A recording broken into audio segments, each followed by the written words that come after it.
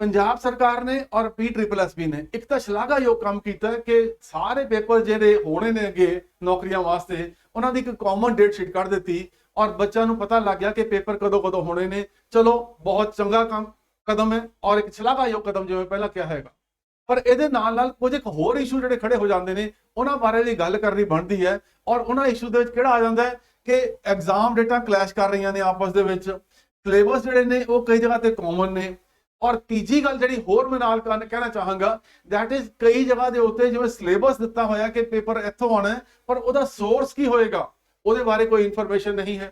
और एक चीज होर मैं PS टेट के पेपर की पहला भी गल की सी कि PS टेट का 2 का पेपर तो कैंसल हो गया पर PS टेट का 1 वाला पेपर जो सीगा उहदे बारे हाले तक कोई सरकार ने कदम नहीं चुकया है। उहदे बारे भी थोड़ी जी गल करांगे। तो आओ पहला देखिए कि पहला इशू जो सीगा सी गल करते हैं दैट इज कि आह पेपर रीस्टोरर का पेपर है, ये सारी लिस्ट है पेपरों की। इन्हां सारियां दा सिलेबस पंजाब सरकार ने या आपां कहिए कि PSSB ने कॉमन कर दिता। बहुत चंगी गल है जी कि सिलेबस कॉमन हो गया। सिलेबस कॉमन हो गया पर डेटा तो अड अड कर दित्तियां तुसीं। एक बंदे ने असिस्टेंट लैबोरेटरी असिस्टेंट का पेपर भरिया होया है, नाल उहने लेटर से कि पटवारी का पेपर भरिया होया या फील्ड गैलरी असिस्टेंट का पेपर भरिया होया है और इन्हां दी डेट जिहड़ी सीगी तुसीं 14 इकट्ठी फिक्स कर दित्ती है।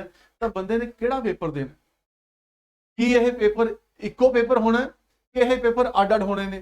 जे सारियां दी फीस तुसीं अड अड लित्ती है तो फिर पेपर भी अड अड होने चाहिए ने, इको दिन जैसे नहीं होने चाहिए है कि तुसीं कहोगे इको दिन पेपर होएगा दैट मीनस कि या तो पेपर मैं ये वाला दे पाऊंगा या ये दे पाऊंगा या मैं पटवारी दे पाऊंगा, ठीक है जी। तो बाकी पेपर जो मैं भरे होंगे वो मैं पेपर नहीं दे पाऊंगा। तो इस तरीके नाल नहीं होना चाहिए और डेटा जिहड़ियां सीगियां ये अगे पिछे होनियां चाहिए ने। और सब तो चंगी गल तो ये मैं कहना कि पेपर अड अड लेने क्यों है तुसीं ये सारे का जो सिलेबस कॉमन है और क्वेश्चन भी थोड़े सारे 100 क्वेश्चन दे 100 नंबर का पेपर है, सिर्फ एक पेपर में छड्ड के वो भी तुसीं 120 क्यों रखा, उसने भी 100 कर लेंदे तो फिर उहदे नाल पेपर भी इको ही हो जाता। एडवांटेजेस किनियां ने उहदियां, एडवांटेजेस ये हैगियां ने एक बंदा एक पेपर सिलेक्ट हो गया और दूजे पासे भी सिलेक्ट हो गया तो दूजे पासे जिहड़ी सी फिर वो सीट खाली जाएगी। पेपर तुसीं एक लिता हुंदा तो ऑटोमैटिकली मैरिट लिस्ट एक बननी सीगी और तुसीं उहदे हिसाब नाल पुछ लैंदे कि तुसीं किहड़े पासे जाना चाहते हो, मैरिट के हिसाब नाल सिलेक्शन हो जाती और उहदे नाल जिहड़ा काम सारा दा सारा बड़ा सौखा हो जाना सीगा। और हुण जिहड़े सीगा इहदे नाल होएगा कि जे एक कैंਡੀਡੇਟ दी 2 पासे सिलेक्शन हो गई तो वो एक सीट खाली जाएगी और फिर उस सीट नूं भरन वास्ते फिर दोबारा वेटिंग लिस्ट तुहानूं दोबारा बनानी पेगी। तो इन्हां चीज़ों बारे भी सरकार नूं PSSB नूं गौर करना चाहिए और ये सोचना चाहिए कि इन्हां दा एक कॉमन पेपर होवे।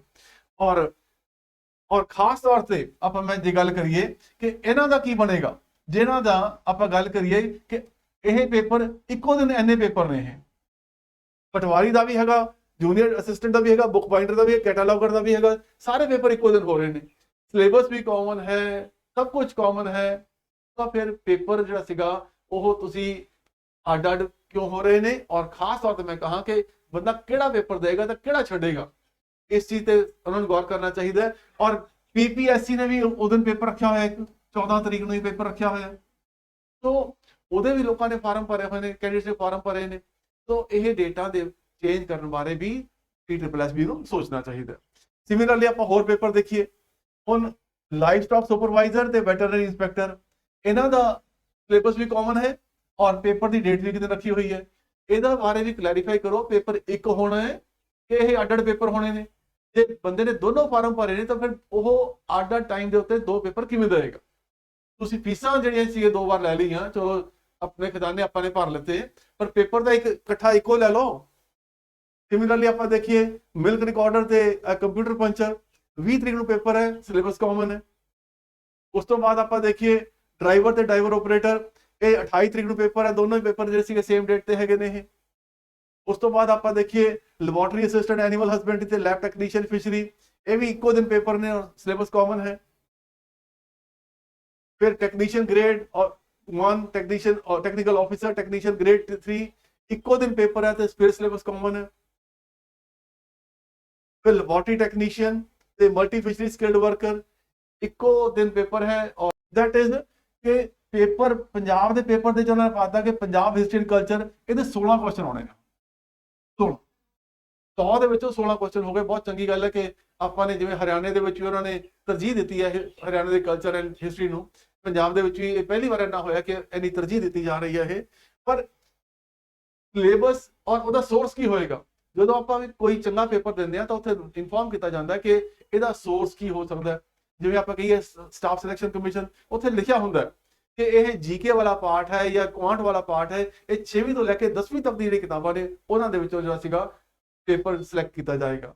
ਹੁਣ ਇੱਥੇ ਲਿਖਦਾ physical feature of Punjab, features of Punjab and it's ancient history. ਠੀਕ ਹੈ ਜੀ, ਦੈਟ ਮੀਨਸ ਫਿਜ਼ੀਕਲ ਫੀਚਰ ਤੇ ਐਂਸ਼ੀਅੰਟ ਹਿਸਟਰੀ ਇਹਨਾਂ ਦਾ ਆਪਸ ਵਿੱਚ ਤਾਲੁਕ ਕੀ ਬਣਦਾ ਹੈ, ਮੈਨੂੰ ਤਾਂ ਸਮਝ ਨਹੀਂ ਆਈ ਇਹ। ਠੀਕ ਹੈ ਜੀ, ਜਾਂ ਤਾਂ ਹੋਣਾ ਚਾਹੀਦਾ ਫਿਜ਼ੀਕਲ ਫੀਚਰ ਆਫ ਪੰਜਾਬ ਇੱਕ ਹੋ ਗਿਆ, ancient history of Punjab that is ਦੂਜਾ ਪਾਰਟ ਹੋ ਗਿਆ ਹੈ। ਇਹ ਐਂਡ ਇਟਸ ਐਂਸ਼ੀਅੰਟ ਹਿਸਟਰੀ ਦਾ ਮਤਲਬ ਕੀ ਹੋਇਆ, ਕਿਤੇ ਫਿਜ਼ੀਕਲ ਫੀਚਰ ਦੀ ਵੀ ਐਂਸ਼ੀਅੰਟ ਹਿਸਟਰੀ ਹੋਈ ਹੈ। ਠੀਕ ਹੈ ਜੀ, ਤੋਂ ਇਸ ਗੱਲ ਦੇ ਉੱਤੇ ਵੀ ਗੌਰ ਕਰਨਾ ਚਾਹੀਦਾ। ਸਾਨੂੰ ਦੱਸੋ ਤਾਂ ਸਹੀ ਕਿ ਬੱਚਿਆਂ ਨੇ ਜੇ ਪੜ੍ਹਨਾ ਤਾਂ ਕਿੱਥੋਂ ਪੜ੍ਹਨਾ ਹੈ। ਫਿਰ ਲਿਖਦੇ ਨੇ ਜੀ social, religious and economic life in Punjab. ਕਿਹੜੇ ਟਾਈਮ ਦੀ ਗੱਲ ਕਰ ਰਹੇ ਹਾਂ ਆਪਾਂ ਹੜੱਪਾ ਦੀ ਗੱਲ ਕਰ ਰਹੇ ਹਾਂ। ਦੈਟ ਮੀਨਸ ਕਿ ਉਹ ਆਪਾਂ 2500 BC ਦੀ ਗੱਲ ਕਰ ਰਹੇ ਹਾਂ, 3000 BC ਦੀ ਗੱਲ ਕਰ ਰਹੇ ਹਾਂ, ਜਾਂ ਆਪਾਂ ਗੱਲ ਕਰ ਰਹੇ ਹਾਂ ਵੈਦਿਕ ਟਾਈਮ ਦੀ ਗੱਲ ਕਰ ਰਹੇ ਹਾਂ, ਜਾਂ ਆਪਾਂ ਜਿਹੜਾ ਸੀਗਾ ਲੇਟਰ ਵੈਦਿਕ ਟਾਈਮ ਦੀ ਗੱਲ ਕਰ ਰਹੇ ਹਾਂ, ਜਾਂ ਆਪਾਂ ਜਿਹੜੇ ਮੈਡੀਵਲ ਟਾਈਮ ਦੀ ਗੱਲ ਕਰ ਰਹੇ ਹਾਂ, ਜਾਂ ਪ੍ਰੈਜ਼ੈਂਟ ਟਾਈਮ ਦੀ ਗੱਲ ਕਰ ਰਹੇ ਹਾਂ। ਤਾਂ ਇਹਦਾ ਕਿੱਥੋਂ ਮਤਲਬ ਕਿ ਕੁਐਸਚਨ ਪਾਏ ਜਾਣਗੇ ਇਹਦੇ ਬਾਰੇ ਕੋਈ ਇਨਫੋਰਮੇਸ਼ਨ ਨਹੀਂ ਹੈਗੀ, ਕਿਉਂਕਿ ਇਹੀ ਚੀਜ਼ ਦੁਬਾਰਾ ਲਿਖਤੀ ਹੈ ਇੱਥੇ social and culture of Punjab. ਠੀਕ ਹੈ ਜੀ, ਇੱਥੇ ਸੋਸ਼ਲ ਲਿਖਿਆ, ਇੱਥੇ ਕਲਚਰ ਪਾਤਾ ਡਿਊਰਿੰਗ ਅਫਗਾਨ ਤੇ ਮੁਗਲ ਰੂਲ। ਤੋ ਇਹ social and culture of Punjab Afghan ਤੇ ਮੁਗਲ ਰੂਲ ਦੇ ਵਿੱਚ ਇਹਦੇ ਵਿੱਚ ਕੀ ਪੁੱਛਣਾ ਚਾਹੁੰਦੇ ਨੇ, ਇਹਦੇ ਬਾਰੇ ਕੋਈ ਇਨਫੋਰਮੇਸ਼ਨ ਨਹੀਂ ਹੈਗੀ ਇਹ। ਤੋ ਬਾਕੀ ਚੀਜ਼ਾਂ ਚਲੋ ਆਪਾਂ ਮੰਨ ਲਿਆ ਕਿ ਵਕਤੀ ਮੂਵਮੈਂਟ ਬਾਰੇ ਜਿਹੜਾ ਸੀਗਾ ਸਾਨੂੰ ਉਹ ਇਹਦੇ ਬਾਰੇ ਵੀ ਆਪਾਂ ਕਹਿ ਸਕਦੇ ਕਿ ਕਿਤਾਬ ਦੇ ਵਿੱਚ ਹੈਗਾ, ਜਿਹੜੀ ਕਿ ਆਪਾਂ 10ਵੀਂ ਦੀ ਕਿਤਾਬ ਦੇਖਦੇ ਹਾਂ ਪੰਜਾਬ ਹਿਸਟਰੀ ਵਾਲੀ, ਉਹਦੇ ਚ ਇਨਫੋਰਮੇਸ਼ਨ ਹੈਗੀ ਹੈ। ਸੋ ਦੈਟ ਮੀਨਸ ਉਹ ਸੋਰਸ ਹੋਏਗਾ। ਸੂਫੀਜ਼ਮ ਬਾਰੇ ਵੀ ਥੋੜੀ ਬਹੁਤੀ ਇਨਫੋਰਮੇਸ਼ਨ ਜਿਹੜੀ ਸੀ ਹੈਗੀ ਹੈ, ਬਟ ਇਹਨਾਂ ਦੋ ਚੀਜ਼ਾਂ ਬਾਰੇ ਜਿਹੜੀ ਸੀਗੀ ਪ੍ਰੋਪਰ ਇਨਫੋਰਮੇਸ਼ਨ ਸਾਨੂੰ ਨਹੀਂ ਮਿਲਦੀ ਕਿਤੇ ਇਹ। ਤੋਂ ਕਿਤੇ ਇਹ ਨਾ ਹੋਵੇ ਕਿ ਆਪਾਂ ਗੂਗਲ ਤੋਂ ਚੱਕ ਕੇ ਸਵਾਲ ਪਾ ਦੇਣੇ ਨੇ ਔਰ ਉਹਨਾਂ ਦਾ ਕੋਈ ਸੋਰਸ ਪਤਾ ਹੀ ਨਹੀਂ ਆਪਾਂ ਨੂੰ। ਤੋਂ ਪ੍ਰੋਪਰ ਇਨਫੋਰਮੇਸ਼ਨ ਹੋਣੀ ਚਾਹੀਦੀ ਹੈ ਕਿ ਜੇ ਸਵਾਲ ਪੁੱਛੇ ਜਾਣਗੇ ਤਾਂ ਉਹਦੇ ਕਿੱਥੋਂ ਪੁੱਛੇ ਜਾਣਗੇ। ਇਹ 10ਵੀਂ ਦੀ ਕਿਤਾਬਾਂ ਤੱਕ ਸੀਮਿਤ ਰਹਿਣਗੇ ਕਿ ਇਹ ਪੇਪਰ ਜਿਹੜਾ ਸੀਗਾ ਇਹ ਗੂਗਲ ਦੁਆਰਾ ਬਣਾਇਆ ਜਾਏਗਾ। ਇਹਦੇ ਬਾਰੇ ਪ੍ਰੋਪਰ ਇਨਫੋਰਮੇਸ਼ਨ ਦਿੱਤੀ ਜਾਵੇ ਤਾਂ ਕਿ ਕੈਂਡੀਡੇਟਸ ਚੰਗੇ ਤਰੀਕੇ ਨਾਲ ਤਿਆਰੀ ਕਰ ਸਕਣ। ਔਰ ਲਾਸਟਲੀ ਫਿਰ ਮੈਂ ਕਹਾਂਗਾ ਕਿ ਪੇਪਰ ਜਿਹੜੇ ਸੀ ਸੁਚੱਜੇ ਤਰੀਕੇ ਨਾਲ ਲਿੱਤੇ ਜਾਣੇ ਚਾਹੀਦੇ ਨੇ। ਜਿਵੇਂ PS ਟੈਟ ਦਾ 2 ਦਾ ਪੇਪਰ, ਉਹਦੇ ਵਿੱਚ ਗਲਤੀਆਂ ਹੋਈਆਂ ਸੀਗੀਆਂ, ਉਹ ਤਾਂ ਤੁਸੀਂ ਦੁਬਾਰਾ ਅਨਾਉਂਸ ਕਰ ਦਿੱਤਾ ਕਿ ਦੁਬਾਰਾ ਪੇਪਰ ਹੋ ਰਿਹਾ 30 ਅਪ੍ਰੈਲ ਨੂੰ। PS ਟੈਟ 1 ਵਾਲਾ ਪੇਪਰ ਜਿਹੜਾ ਸੀਗਾ ਉਹਦੇ ਵਿੱਚ ਆਪਾਂ ਦੇਖਿਆ ਸੀਗਾ ਕਿ ਕਈ ਜਗ੍ਹਾ ਦੇ ਉੱਤੇ ਪੇਪਰ ਅਧੂਰਾ ਮਿਲਿਆ ਸੀਗਾ ਔਰ ਬਾਅਦ ਚ ਫੋਟੋ ਕਾਪੀਆਂ ਕਰਾ ਕੇ ਦਿੱਤਾ ਗਿਆ। That means paper has been compromised. ਔਰ ਜੇ ਕੰਪਰੋਮਾਈਜ਼ ਹੋਇਆ ਤਾਂ ਇਹਦਾ ਮਤਲਬ ਕਿ ਉਸ ਪੇਪਰ ਦੇ ਵਿੱਚ ਵੀ ਅਨਿਯਮਤਾਈਆਂ ਜ਼ਰੂਰ ਡੈਫੀਨਿਟਲੀ ਹੋਈਆਂ ਹੋਣਗੀਆਂ। ਉਹਨਾਂ ਬਾਰੇ ਸਰਕਾਰ ਦਾ ਕੀ ਵਿਚਾਰ ਹੈ ਔਰ ਕੀ ਇਹ ਪੇਪਰ ਦੁਬਾਰਾ ਹੋਣਾ ਚਾਹੀਦਾ ਕਿ ਨਹੀਂ ਹੋਣਾ ਚਾਹੀਦਾ, ਇਹ ਵੀ ਤੁਸੀਂ ਆਪਣੇ ਕਮੈਂਟ ਲਿਖ ਕੇ ਭੇਜੋ। ਔਰ ਇਹਦੇ ਬਾਰੇ ਵੀ ਆਪਣੇ ਕਮੈਂਟ ਲਿਖ ਕੇ ਭੇਜੋ ਕਿ ਇਹ ਜਿਹੜਾ ਸਿਲੇਬਸ ਦਿੱਤਾ ਗਿਆ ਇਹ ਵੀ ਜਿਹੜਾ ਸੀਗਾ ਕਿਤੇ ਨਾ ਕਿਤੇ ਇਹਦੇ ਵਿੱਚ ਪੰਜਾਬ ਸਰਕਾਰ ਦੇ ਉੱਤੇ, ਤਾਂ ਕਿ ਕਹਿ ਸਕੀਏ ਆਪਾਂ ਉਹਨਾਂ ਨੂੰ ਕਿ ਇਹਦੇ ਬਾਰੇ ਪ੍ਰੋਪਰ ਇਨਫੋਰਮੇਸ਼ਨ ਹੋਵੇ ਤਾਂ ਕਿ ਬੱਚੇ ਅੱਛੇ ਤਰੀਕੇ ਨਾਲ ਤਿਆਰੀ ਕਰ ਸਕਣ। ਤੋ ਇਹ ਕੁਝ ਇਸ਼ੂਜ਼ ਨੇ ਜਿਹੜੇ ਪੰਜਾਬ ਸਰਕਾਰ ਦੇ ਅਸੀਂ ਨਜ਼ਰ 'ਚ ਲਿਆਉਣਾ ਚਾਹੁੰਦੇ ਹਾਂ ਤਾਂ ਕਿ ਬੱਚੇ ਆਪਣੇ ਪ੍ਰੋਪਰ ਤਰੀਕੇ ਨਾਲ ਤਿਆਰੀ ਵੀ ਕਰ ਸਕਣ ਔਰ ਨੌਕਰੀਆਂ ਪਾ ਸਕਣ। ਔਰ ਦੁਬਾਰਾ ਮੈਂ ਉਹੀ ਕਹੂੰਗਾ ਕਿ ਪੇਪਰ ਇੱਕ ਹੋਣਾ ਚਾਹੀਦਾ, ਅੱਡ-ਅੱਡ ਪੇਪਰ ਨਹੀਂ ਹੋਣੇ ਚਾਹੀਦੇ। ਜੇ ਸਿਲੇਬਸ ਕਾਮਨ ਹੈ ਤਾਂ ਪੇਪਰ ਵੀ ਇੱਕ ਹੋਵੇ।